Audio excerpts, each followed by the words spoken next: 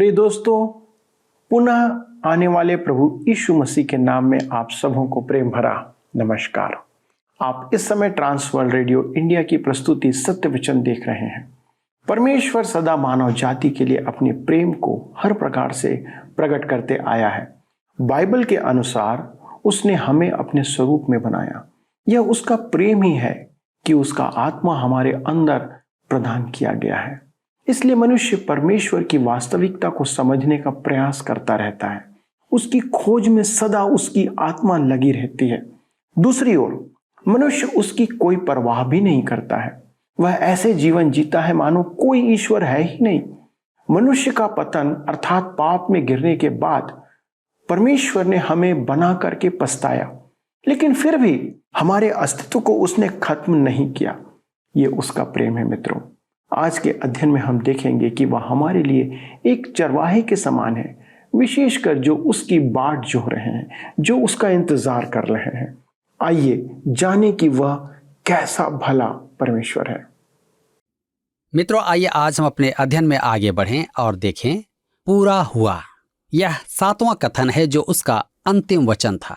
भजन 22 के 31 में लिखा है, वे आएंगे और उसके धर्म के कामों को एक वंश पर जो उत्पन्न होगा यह कहकर प्रकट करेंगे कि उसने ऐसे ऐसे अद्भुत काम किए। लिखा है एक वंश पर जो उत्पन्न होगा, इसमें आप हैं। मेरे मित्रों, वे उसकी धार्मिकता की घोषणा करेंगे, आपकी नहीं, क्योंकि परमेश्वर ने कहा कि हमारी धार्मिकता उसकी दृष्टि में मैले चित्रों के समान है। वे उसकी धार्मिकता की घोषणा कैसे करेंगे? यह कहकर कि उसने ऐसे ऐसे अद्भुत काम किए। उसने जो कहा था वह केवल एक ही शब्द था, टेटलेस्थाई, पूरा हुआ। आपका उद्धार एक परिपूर्ण कार्य है और वह उसे सबके साथ आपको देता है। वह नहीं चाहता कि आप अपनी कर्म पेटी साथ लाएं। उसे उसकी आवश्यकता नहीं है। क्रूस पर जान बलि चढ़ाने के कारण उसने पवित्र परमेश्वर को संतुष्ट करने वाली धार्मिकता उपलब्ध करवाई। वह आपसे जो चाहता है वह यह है कि आप इस प्रावधान को ग्रहण करें। यह परमेश्वर का वरदान है जो प्रभु यीशु में अनंत जीवन है। यदि आप इसको अस्वीकार करते हैं तो परमेश्वर को आपके साथ वैसा ही व्यवहार करना होगा जैसा उसने पुत्र के साथ किया कि उसे कहना पड़ा, हे मेरे परमेश्वर, हे मेरे परमेश्वर, तूने मुझे क्यों छोड़ दिया। मरकुस 15 के 34 में। मैं नरक के तापमान पर विवाद नहीं कर रहा हूं। वह परमेश्वर द्वारा परित्यक्त प्रत्येक मनुष्य के लिए नरक है। यीशु ने उसे सहन किया कि आपको कभी ऐसा न सहना पड़े। भजन 22 हमारे उद्धारकर्ता का मन प्रकट करता है। वह जो हमारे लिए पाप बलि बनाया गया, उसने इस विनिमय को जयवंत होकर पूरा किया।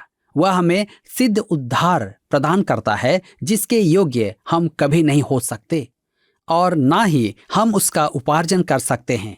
हमें इसे वरदान स्वरूप ग्रहण करना होगा। 2022 वर्ष पूर्व प्रभु यीशु मसीह ने हमारे लिए वह सब किया जो हमारे उद्धार के लिए आवश्यक था। लिखा है पूरा हुआ, टेटलेस्थाई। अब हम भजन 23 में देखेंगे जिसका विषय है मसीह एक महान चरवाहा। भजन 23 जो एक सर्वप्रिय भजन है, भजन 22 के बिना अर्थहीन होगा। मेरे मित्रों, मैं यह कहने पर विवश हूं कि हमारे पास भजन 22, 23 और 24 का समुच्चय भजन है जिन्हें चरवाहे के भजन कहते हैं। ये 3 भजन प्रभु यीशु का निम्न व्यक्त चित्रण प्रस्तुत करते हैं।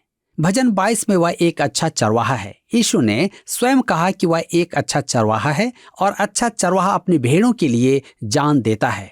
यूहन्ना 10 उसके 11 पद में। भजन 23 में वह एक महान चरवाहा है। इस शीर्षक को इब्रानियों के अंत में महान आशीर्वाद में देखिए। इब्रानियों के पत्री 13 अध्याय उसके 20 और 21 में।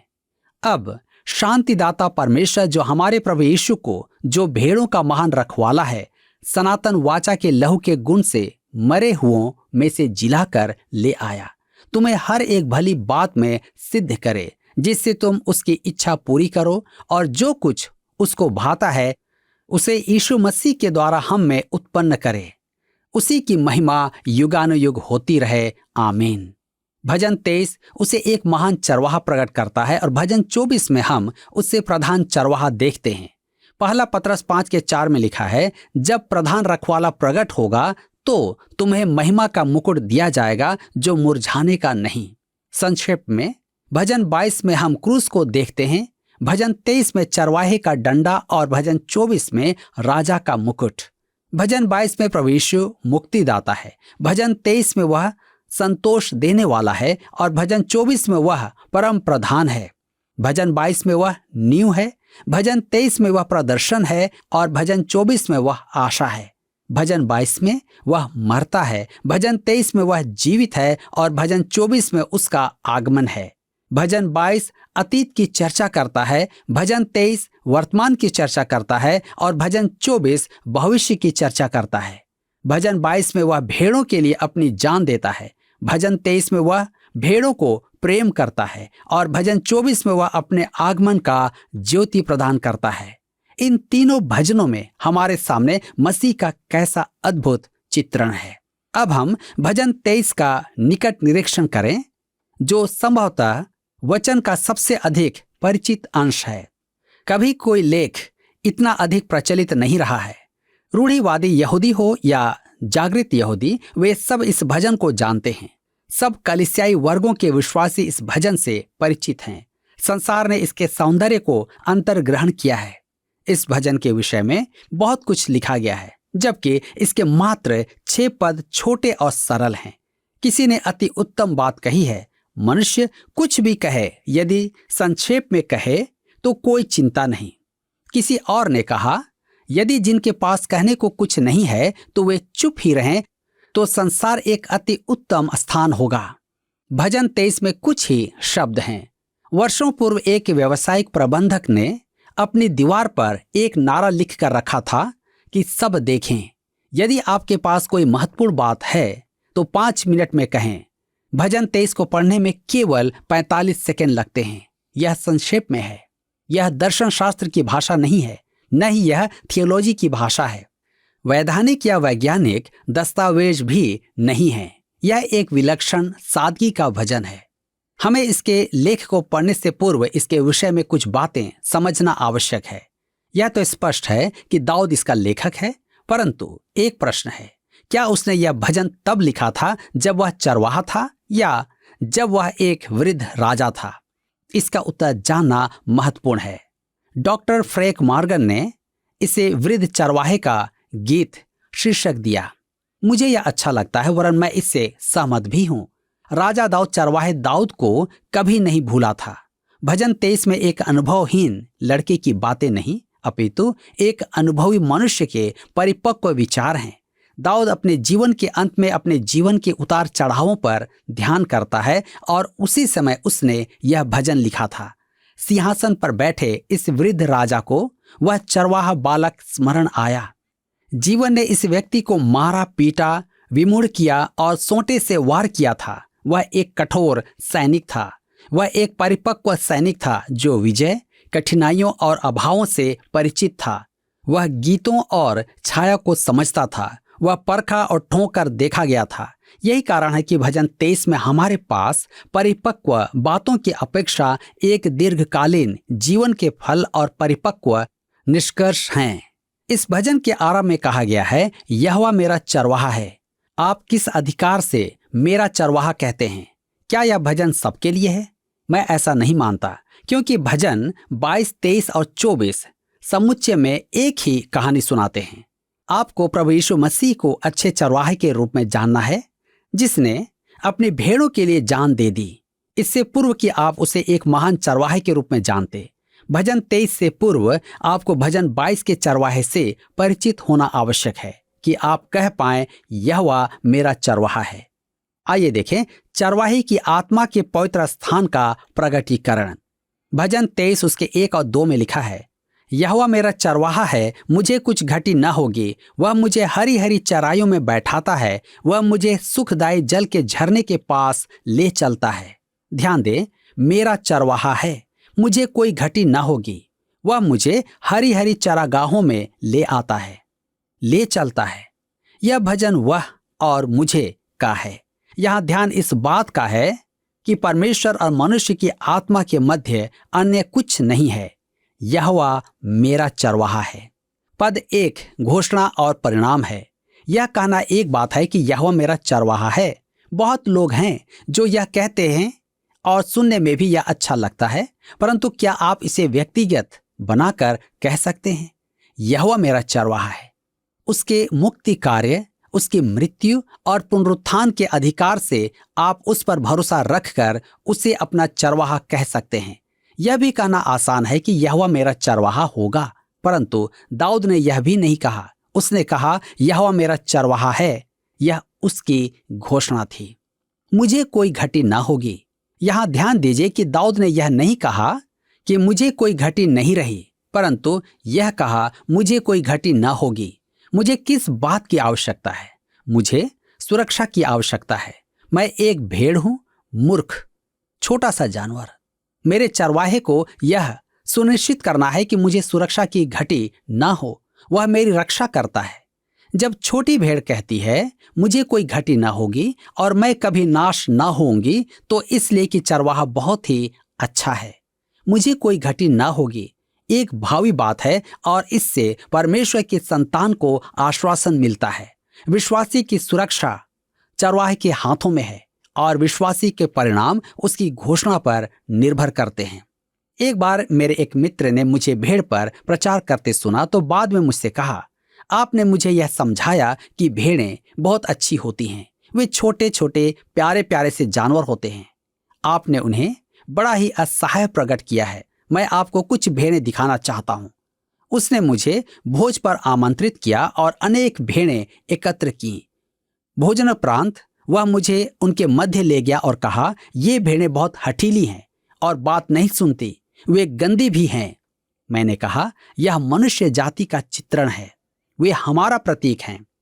भेड़ों को सुरक्षा ही नहीं, परिपूर्णता और संतोष की भी आवश्यकता होती है। वह मुझे हरी हरी चारागाहों में ले जाता है। यह परिपूर्ण है। जो भेड़ों का स्वभाव जानते हैं वे बताते हैं कि भेड़ें यदि भूखी हो तो बैठती नहीं है। यदि भेड़ चारागाह में बैठ गई हैं तो इसका अर्थ है कि उसका पेट भरा हुआ है। मसीह ही हमारी परिपूर्णता है। यूहन्ना रचित सुसमाचार 6:35 में यीशु ने कहा, जीवन की रोटी मैं हूं। जो मेरे पास आता है वह कभी भूखा ना होगा और जो मुझ पर विश्वास करता है वह कभी प्यासा ना होगा। वह मुझे सुखदायी जल के झरने के पास ले चलता है। भेड़ें जल से उठती लहरों से डरती हैं। उन्हें रुका हुआ पानी भी अच्छा नहीं लगता है। वे वह पानी नहीं पिएंगी जो सूअर पीता है। यह सब मानव जाति से संबंधित हैं। आज हमें विश्राम की आवश्यकता है, शारीरिक और मानसिक, इतना नहीं जितना जीवात्मा को। स्मरण करें कि दाऊद ने भजन 55 उसके 6 में क्या कहा था, भला होता कि मेरे कबूतर के से पंख होते तो मैं उड़ जाता और विश्राम पाता। वह सबसे दूर चला जाना चाहता था, परंतु उसने पाया कि दूर भागने से समस्या का हल नहीं होता है। उसे परमेश्वर पर भरोसा रखना और उस पर आश्रित होना सीखना था। मत्ती 11:28 में प्रभु यीशु ने कहा, हे सब परिश्रम करने वालों और बोझ से दबे हुए लोगों, मेरे पास आओ, मैं तुम्हें विश्राम दूंगा। अब हम आगे देखते हैं चरवाहे के मन के विचारों का ब्यौरा। भजन 23 उसके 3 और 4 में लिखा है, वह मेरे जी में जी ले आता है। धर्म के मार्गों में वह अपने नाम के निमित्त मेरी अगुवाई करता है। चाहे मैं घोर अंधकार से भरी हुई तराई में होकर चलूं तो भी हानि से न डरूंगा, क्योंकि तू मेरे साथ रहता है। तेरे सोंटे और तेरी लाठी से मुझे शांति मिलती है। वह मेरे जी में जी ले आता है। दाऊद जानता है कि यह क्या अर्थ रखता है। दाऊद ने पाप किया था। वह झुंड से भटकी हुई छोटी भेड़ था। उसके चरवाहे ने उसका पुनरुत्थान किया। वह अपने नाम के निमित्त मुझे धार्मिकता के मार्ग में ले चलता है। वह तो लेकर चलता है, परंतु हमें भी उसके पीछे चलना है। प्रभु यीशु ने अपने बैरियों धर्मगुरुओं से कहा, यूहन्ना रचित सुसमाचार 10 उसके 25 से 27 पद में, मैंने तुमसे कह दिया पर तुम विश्वास करते ही नहीं। जो काम मैं अपने पिता के नाम से करता हूं वे ही मेरे गवाह हैं, परंतु तुम इसलिए विश्वास नहीं करते क्योंकि मेरी भेड़ों में से नहीं हो। मेरी भेड़ें मेरा शब्द सुनती हैं, मैं उन्हें जानता हूं और वे मेरे पीछे पीछे चलती हैं। भेड़ें केवल अपने ही चरवाहे के पीछे चलती हैं। इस प्रकार आप पहचान सकते हैं कि वे भेड़ें किसकी हैं। यीशु के युग में चरवाहे भेड़ों को हाँकते नहीं थे, वे उनकी अगुवाई करते थे। परंतु आज ऐसा नहीं है। जब मैं इस्राएल में था तब मैंने यदा कदा ही देखा कि चरवाहा भेड़ों की अगुवाई कर रहा था। यीशु के युग में चरवाहा दिन प्रतिदिन अपने भेड़ों के साथ रहता था। भेड़ें अपने चरवाहे को पहचानती थीं और उस ही के पीछे चलती थीं। हमारा चरवाहा हमें उचित मार्ग में ही लेकर चलता है और यह हमारा उत्तरदायित्व है कि हम उसके पीछे चलें। चाहे मैं घोर अंधकार से भरी हुई तराई में होकर चलूं तो भी किसी हानि से न डरूंगा। यह साहस और विश्राम है। मृत्यु जीवन की सर्वोच्च परख है। यह मरण शैया की बात नहीं है।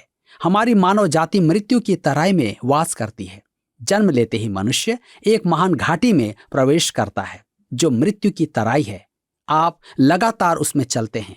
विदेशों में कहा जाता है कि आपको सड़क पार करने में शीघ्रता करनी चाहिए, क्योंकि वहां केवल जीवित और मृतक ही होते हैं। यदि आप शीघ्रता न करें तो आप मृत हैं। हम सब मृत्यु की तराई में चलते हैं। किसी ने एक अति उत्तम बात कही, वह ज्यों ही जीवन देता है त्यों ही उसे लेना आरंभ कर देता है। हम सब मृत्यु की तराई में हैं। मृत्यु की छाया सदा हम पर बनी रहती है, परंतु मैं मृत्यु की घाटी में चलते हुए भी किसी हानि से न डरूंगा। वह ऐसा प्रोत्साहन भरा ढाढ़स बंधाता है। यदि हमारा कोई प्रियजन जो परमेश्वर की संतान है मर जाए तो यही हमारा ढाढ़स है। किसी हानि से न डरूंगा क्योंकि तू मेरे साथ रहता है। मेरे मित्रों, हम जानते हैं कि हमारा चरवाहा सदा हमारे साथ है मृत्यु के समय तक। मैं उसे अपने साथ ही चाहता हूं जब मैं मरूं। तेरे सोंटे और तेरी लाठी से मुझे शांति मिलती है। सोटा सुरक्षा के लिए था और लाठी दिशा निर्देश के लिए। वह हमें कोमल सुधार और कठोर दंड भी देता है। हमारी सुरक्षा के लिए उसके पास सोंटा है, परंतु हमारे दिशा निर्देशन के लिए उसके पास लाठी है। उसके पास भटकने वाली भेड़ के लिए लाठी भी है। इससे मुझे शांति मिलती है। अब क्योंकि मैं बूढ़ा होता जा रहा हूं, मैं अपने अतीत पर विचार करता हूं। मुझे यह बोध होता है कि वह सोंटा शांति दिलाता है। उसने अनेक बार उसका प्रयोग मुझ पर किया है और मैं उसका आभारी हूं, क्योंकि उसके कारण मैं झुंड में लौट आया हूं। क्योंकि उसके कारण मैं लौट आया हूं। हम सबको इसकी आवश्यकता है। अब हम देखेंगे चरवाहे की मन की आशा और आनंद का प्रतिबिंब। भजन 23 उसके 5 और 6 में हम पढ़ते हैं, तू मेरे सताने वालों के सामने मेरे लिए मेज बिछाता है। तूने मेरे सिर पर तेल मला है, मेरा कटोरा उमड़ रहा है। निश्चय भलाई और करुणा जीवन भर मेरे साथ साथ बनी रहेंगी और मैं यहोवा के धाम में सर्वदा वास करूंगा। मेरे मित्रों, ये दो पद चरवाहे के आनंद और आशा को प्रकट करते हैं। तू मेरे सताने वालों के सामने मेरे लिए मेज बिछाता है। यह हमारा परमानंद, फलना फूलना और परिपूर्णता का प्रदर्शन है। यह सब आनंद का पटुका बांधे हैं। आज के परिप्रेक्ष्य में यह मेज क्या है? मेरे विचार में यह प्रभु की मेज है। जिस समय यह भजन लिखा गया था उस समय यह इस्राएल की सांसारिक आशीषों को व्यक्त करता था। हमारे लिए यह भजन उन आत्मिक आशीषों की प्रतीक्षा कराता है। तूने मेरे सिर पर तेल मला है। तेल पवित्र आत्मा का प्रतीक है जिसकी आज हमें आवश्यकता है। हम अपने आप में जीवन निर्वाह नहीं कर सकते। मेरा कटोरा उमड़ रहा है, यह आनंद का चिन्ह है। हमें आज आनंद से भरे होना है। यूहन्ना रचित सुसमाचार 10 के 10 में प्रभु यीशु ने कहा कि वह इसलिए आया कि हम जीवन पाएं और बहुतायत का जीवन पाएं। प्रभु यीशु चाहता है कि हमारा आनंद पूरा हो। मुझे एक छोटी बालिका की बात याद आती है। उसने कहा, प्रभु मेरा कटोरा भर दे। मैं अधिक मात्रा संभाल नहीं सकती, परंतु मैं बहुत अधिक उंडेल सकती हूँ। अब इस भजन का अंतिम पद है, भजनकार हमें हरी हरी चारागाहों से निर्मल जल से यहोवा के भवन में लाता है। निश्चय भलाई और करुणा जीवन भर मेरे साथ साथ बनी रहेगी और मैं यहोवा के धाम में सर्वदा वास करूंगा। यूहन्ना रचित सुसमाचार 14 अध्याय उसके 2 और 3 में प्रभु यीशु ने कहा, मेरे पिता के घर में बहुत से रहने के स्थान है। यदि ना होते तो मैं तुमसे कह देता, क्योंकि मैं तुम्हारे लिए जगह तैयार करने जाता हूं, और यदि मैं जाकर तुम्हारे लिए जगह तैयार करूं तो फिर आकर तुम्हें अपने यहां ले जाऊंगा, कि जहां मैं रहूं वहां तुम भी रहो। हम ना तो अच्छी जाति की भेड़ें हैं, और भेड़ का मूल्य अधिक नहीं होता, परंतु हमारा चरवाहा बहुत अच्छा है। क्या आप इस पल यह कह सकते हैं, यहोवा मेरा चरवाहा है? यदि आप कह पाएं तो इस भजन की सब अनुपम आशीषें आपकी हैं। वह ऐसा चरवाहा है जो आपके लिए अपनी जान दे चुका है और आपका उद्धार करता है। तो यह भजन आपके लिए है। अब हम भजन 24 में आते हैं, जिसका विषय है मसीह प्रधान चरवाहा है। यह मुकुट का भजन है। यह भजन प्रधान चरवाहे के आगमन की चर्चा करता है। प्रथा के अनुसार यह भजन दाऊद की रचना है, और जब वह वाचा का संदूक किर्यत्यारीम से यरूशलेम ला रहा था, तब उसने यह भजन गाया था। पहला इतिहास 13 उसके 1 से 8 में कहा जाता है कि यह भजन कव्वाली के समान एकाकी गायकों के प्रतिवाद में जुलूस द्वारा गाया जाता था। जोसेफस एक इतिहासकार के अनुसार वाचा का संदूक लाने वाले जुलूस के सामने 7 भजन मंडलियां चल रही थी। वाचा का संदूक मंदिर निर्माण होने तक दाऊद ने सियोन पर्वत पर एक मिलाप वाला तंबू बनाकर उसमें रखा था। इस भजन का आनंद मेरे विचार में डेलिटस और गबलिन की व्यवस्था द्वारा समझने में सहायता होगी। यह भजन 2 भागों में विभाजित है। पहला, राजा के साथी जो राज्य में प्रवेश करते हैं, पद 1 से 6। दूसरा, राज्य के स्थापना हेतु राजा का आगमन, पद 7 से 10। दाऊद के युग में इस भजन को सुनना बहुत ही आनंददायक होता होगा। आइए देखें, राज्य में प्रवेश करने वाले के साथी जुलूस का गान। भजन 24 उसके 1 और 2 में लिखा है, पृथ्वी और जो कुछ उसमें है यहोवा ही का है, जगत और उसमें निवास करने वाले भी, क्योंकि उसी ने उसकी नींव समुद्रों के ऊपर दृढ़ करके रखी और महानदों के ऊपर स्थिर किया है। पृथ्वी यहोवा ही का है। दाऊद फिर यहोवा को सृजनहार कहता है। यह पृथ्वी उसकी है। यह पृथ्वी राजनीतिक दलों की नहीं है, किसी बड़े मनुष्य की नहीं है, यह समाजवादियों की पृथ्वी नहीं है। आज अनेक जन इस पृथ्वी का संचालन करना चाहते हैं, परंतु मेरे मित्रों, सच तो यही है कि यह पृथ्वी परमेश्वर की है। उसी ने उसकी नींव समुद्रों के ऊपर दृढ़ करके रखी। उत्पत्ति 1 उसके 9 और 10 में सृजन कार्य के तीसरे दिन परमेश्वर ने कहा, आकाश के नीचे जल एक स्थान में इकट्ठा हो जाए और सूखी भूमि दिखाई दे, और वैसा ही हो गया।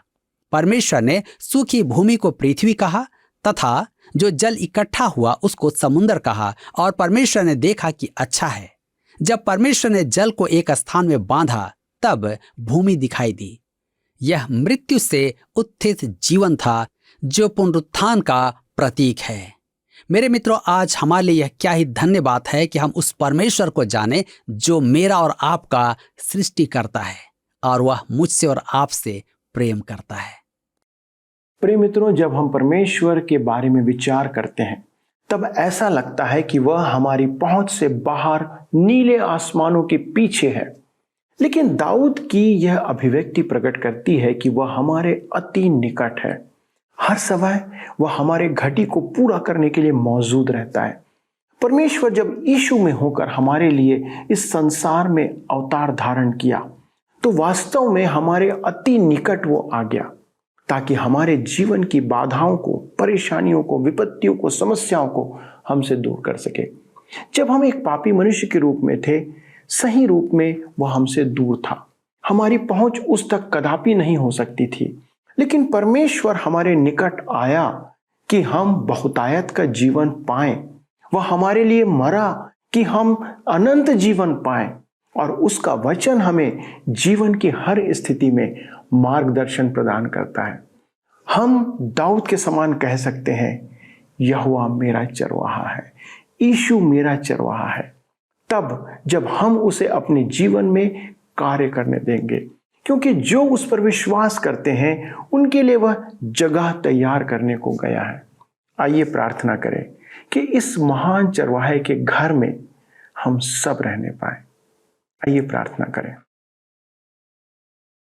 परमेश्वर पिता, आपका वचन अद्भुत है। जो हमें निराशाओं में संभालता है और भविष्य के लिए प्रभु हमें एक आशा देता है, क्योंकि पिता हम इस आशा के द्वारा से जीवन व्यतीत करते हैं कि एक समय होगा जब आप हमें अपने घर ले जाएंगे, जब हम आपके साथ सदा काल के लिए उस घर में रहेंगे जो आप हमारे लिए तैयार कर चुके हैं। पिता परमेश्वर, ये कितना ही अद्भुत समय होगा जब हम यीशु को आमने सामने देखेंगे। पिता परमेश्वर, अनुग्रह करें कि हम इस आशा में निरंतर जीवन व्यतीत करते रहें। प्रभु परमेश्वर, इस संसार में दुख, क्लेश, विपत्ति हमारे साथ है, लेकिन हमें सिर्फ एक भरोसा है, एक आशा है, एक विश्वास है कि एक दिन प्रभु यीशु हमें अपने घर ले जाएगा। पिता, हमारे दर्शकों के लिए प्रार्थना है कि आप सबों को इस विश्वास में आनंदित बनाए रखें कि हम इसके द्वारा आपका इंतजार करते रहें और धन्य और वचन के अनुसार जीवन व्यतीत करते रहें। धन्यवाद के साथ इस विनती को यीशु नासरी के नाम से मांगते हैं, आमीन। दोस्तों, आज के अध्ययन के द्वारा से हम सब एक आशा से परिपूर्ण हो गए हैं। परमेश्वर इसके द्वारा से आप सबों को आशीषित करे। अगले प्रसारण में हम इस अध्ययन को आगे बढ़ाएंगे।